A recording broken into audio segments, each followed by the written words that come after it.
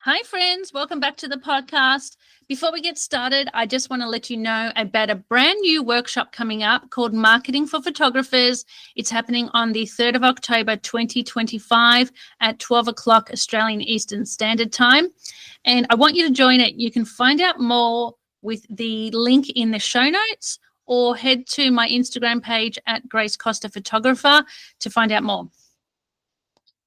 Now, in today's episode, I want to share with you how working for other photography studios has really shaped my own photography business.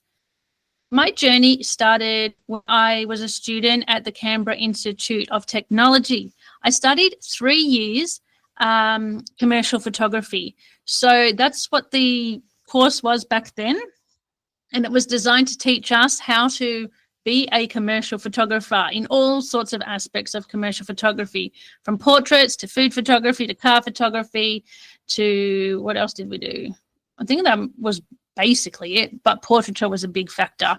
So anyway, in my first year of photography school at the Canberra Institute of Technology, one of my classmates, Pam, she was working at a portrait studio in Canberra, and she was about to leave that job.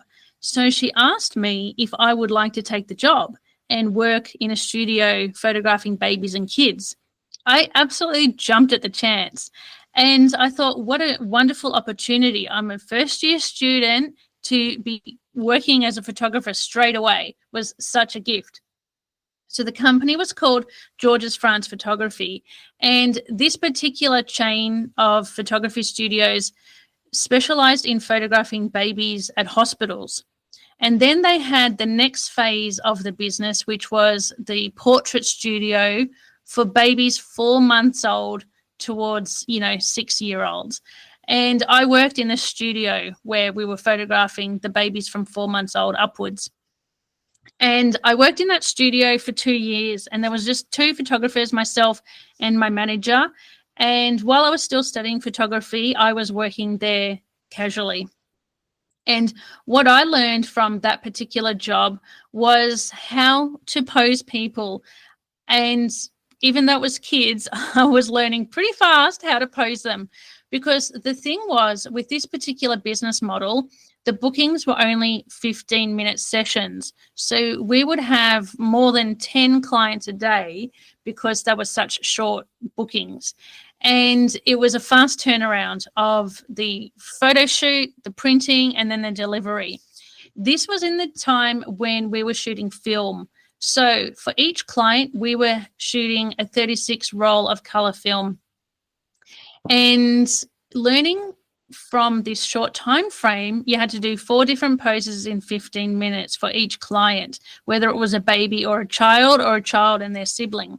So I learned pretty quickly how to be good at capturing the moment.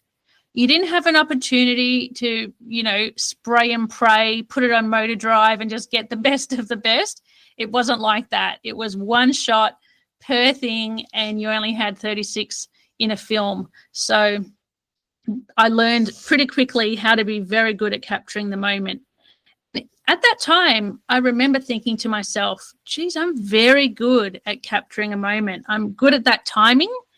And while I was at that studio, another thing that taught me how to run my own studio was the way they did their booking system.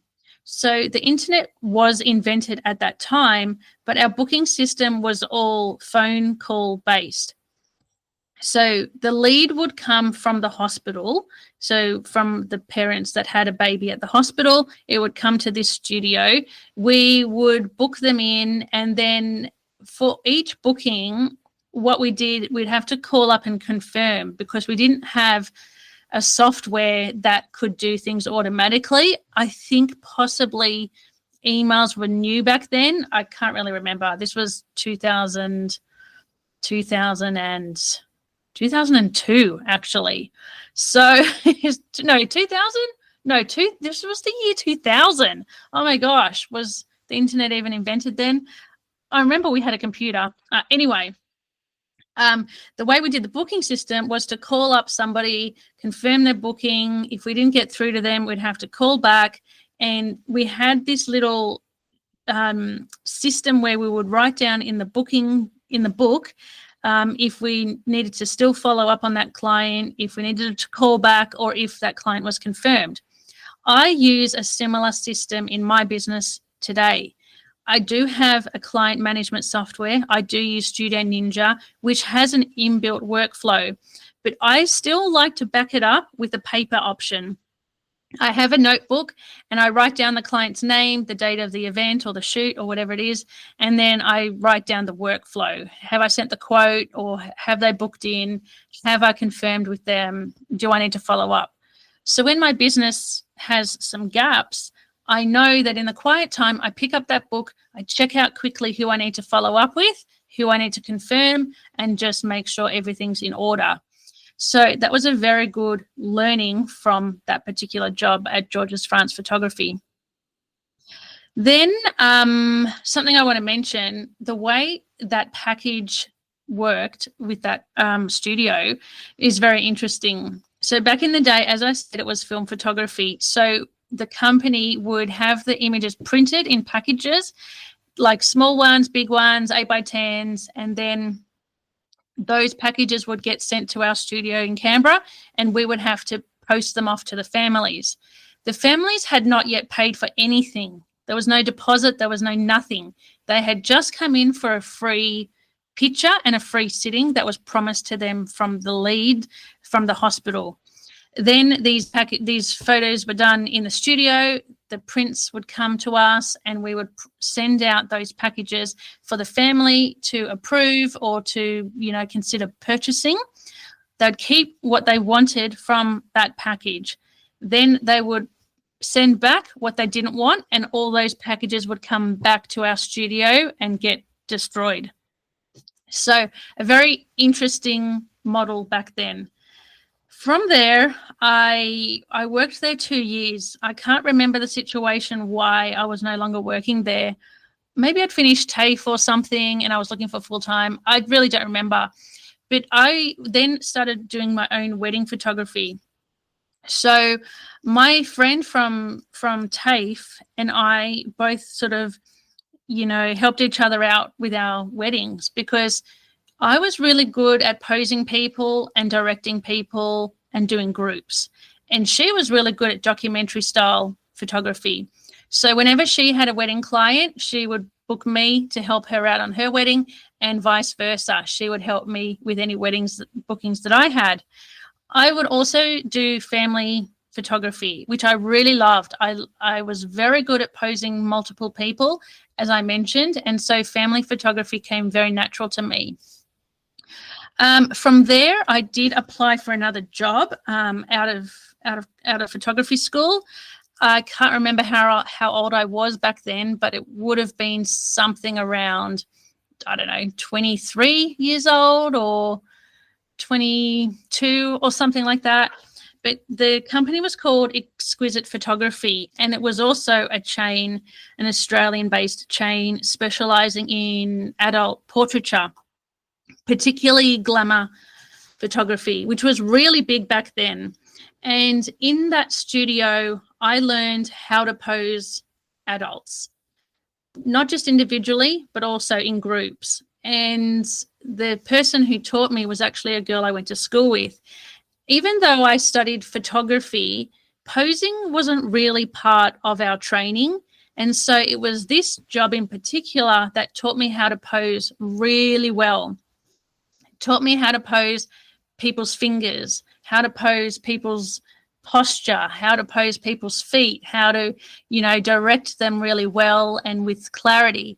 It taught me, how to work with multiple people and pose two people together like a couple. We used to do a little bit of boudoir photography as well if a client wanted that. So posing was actually the main thing I learned from this photography studio. Aside from that, I learned studio lighting. We did change up the lighting in this studio versus when I worked for George's France Photography. The studio lighting remained the same through every single shoot. This one, we were able to move it around and change the lighting, which was really fun to learn that sort of thing. As well as that, I learned how to do in-person sales at Exquisite Photography. We had a room there and we would show people on a slideshow their selections, and then we would sell to them the different packages we had. I was very good at in-person sales, and I was the top salesperson in our area. So I feel like in-person sales came naturally to me because I knew how to talk to people. My communication skills were really strong, and I knew what made a good photo. So then I could describe to them which one was a stronger image for them to choose. Okay. Then another thing I learned at this particular job was retouching skin. That was something I didn't really learn in photography school because I guess it wasn't part of the curriculum as much, and it wasn't something we were really focused on. I did learn Photoshop back then, but the retouching part of it wasn't a main factor. So learning retouching, directing people, studio, in-person sales, and posing, that really taught me how to build my career on that. And from those particular roles, George's France Photography and Exquisite, I continued the work in the portraiture sector. So I became very strong at it from having that basis. From there, I worked for Kodak. So Kodak taught me how to sell because I was a salesperson for Kodak as well as a printer on their new digital printing machine. Digital photography had just come in and we were selling 2, 4, and 6 megapixel cameras from Canon, Kodak, and Nikon. I think some Sonys as well, maybe some Pentax. That was the early days, right? So it was exciting to sell digital cameras. People were just getting interested in it and they knew they wanted to be part of the game.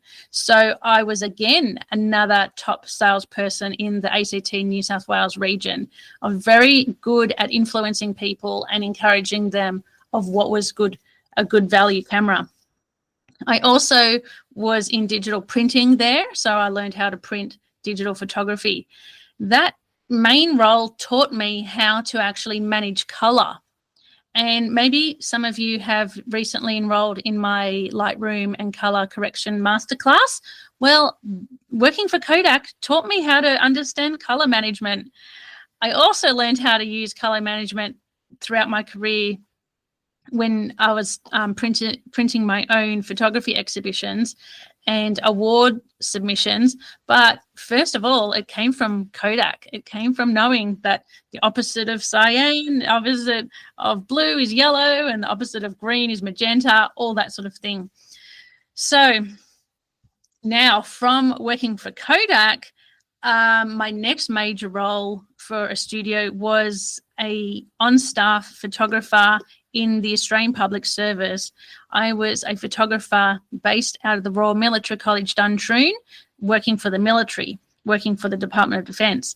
I was there, well, I was at Defence 11 years, and I was in that role 10 or 11 years as a photographer full-time. So that particular job, oh my gosh, that's where I really learned how to do photography, how to be a great photographer in any situation.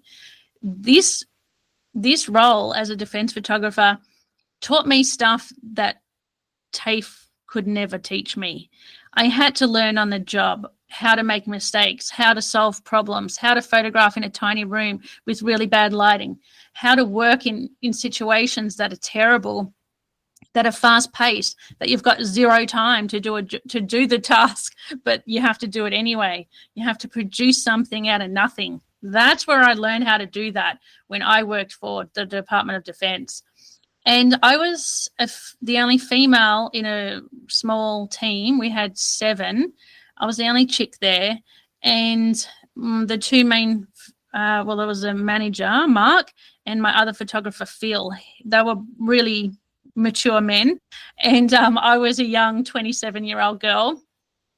I was still very green, even though I'd been in the photography industry 7 or 8 years by then. I still felt like I was a beginner. And I think because I treated myself like that in the beginning when I first got this job, That's why I learned so much, because I didn't pretend I knew it all. I just acted humble. I listened to everything they told me. I listened to the feedback. I sought out feedback as well. I didn't just act like, oh, I know everything. I've been 3 years qualified at photography school. I didn't act like that at all. And so that job just taught me so much about client management, communication, problem solving, lighting. I had to use on-camera flash. I used off-camera flash. We had a studio there as well, so we did portraits. I photographed small products there as well in the studio, and my training from TAFE brought that into my role, so I instantly knew exactly how to photograph small products. So that was really cool. Event photography, I did so much of that, and high profile stuff as well. We were photographed at the Governor General's house, you know, really high profile visits. We would photograph international conferences with military leaders.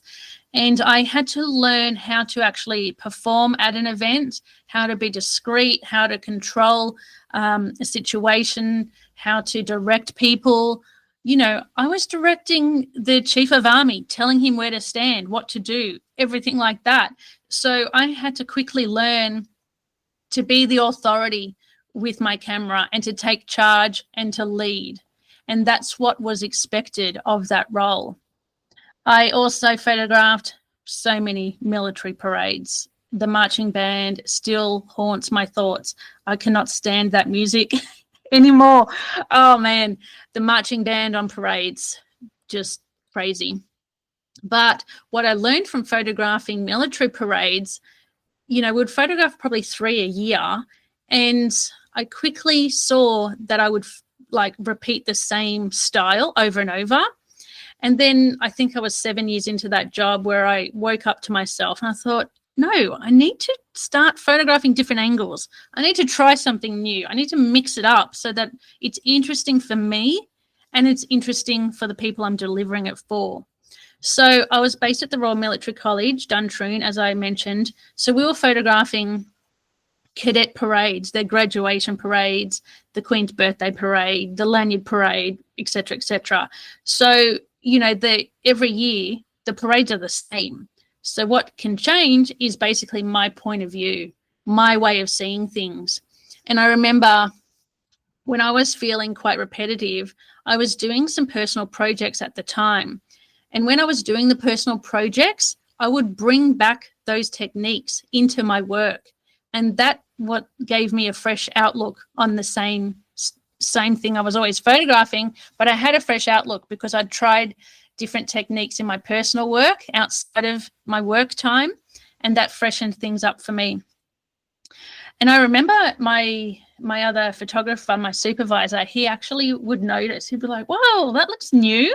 I've never even photographed a parade like that before from that angle." So it was exciting for all of us, for me to try something.